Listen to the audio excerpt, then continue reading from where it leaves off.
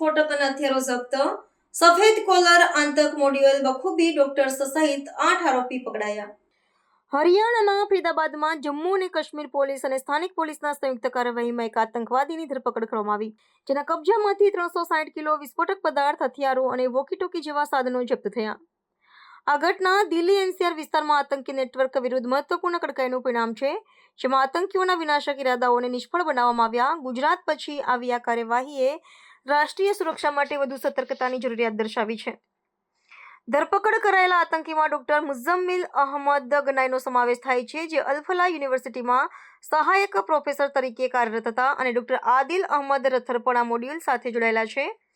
આ બંને સહિત 8 આરોપીઓને પકડવામાં આવ્યા, જેમાં જૈશ-એ મોહમ્મદ અને અંસાર ગઝવત ઉલ હિન્દ જેવા પ્રતિબંધિત સંગઠનોનો સંપર્ક જણાય છે.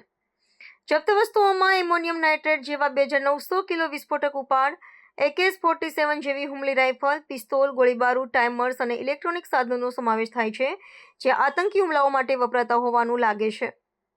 પોલીસે જણાવ્યું કે આ સફેદ કોલર આતંકી મોડ્યુલમાં વ્યાવસાયિક વ્યક્તિઓ અને વિદેશી હેન્ડલર સાથે સંપર્ક હતો, જેમાં નિધિ એકત્ર કરવા અને સાધનોની વ્યવસ્થા કરવાની ભૂમિકા હતી.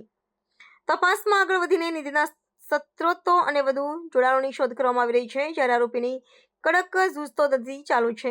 આ કાર્યવાહીએ રાષ્ટ્રીય સ્તરે આતંકવાદ વિરુદ્ધના સંયુક્ત પ્રયાસોને મજબૂત બનાવ્યા છે, જે દિલ્હી જેવા મહત્વના વિસ્તારોને લક્ષ્ય બનાવતા હતા.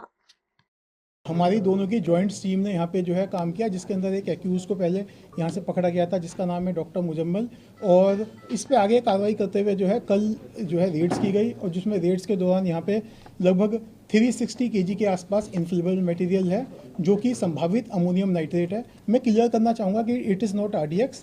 मैं इस बात को क्लियर करूँगा क्योंकि कई जगह ये चल रहा है, तो मैं क्लियर करना चाहूँगा इट्स नॉट RDX. तो ये इन्फ्लेमेबल मटेरियल है. इसके अलावा कई और ऐसा सामान जो टेरर एक्टिविटीज़ में जिनका संभावित इस्तेमाल किया जा सकता है, जैसे टाइमर्स, लगभग 20 टाइमर्स विद बैटरीज 4, और इसके अलावा कुछ अन्य सामान है जो है यहाँ बरामद किया गया है.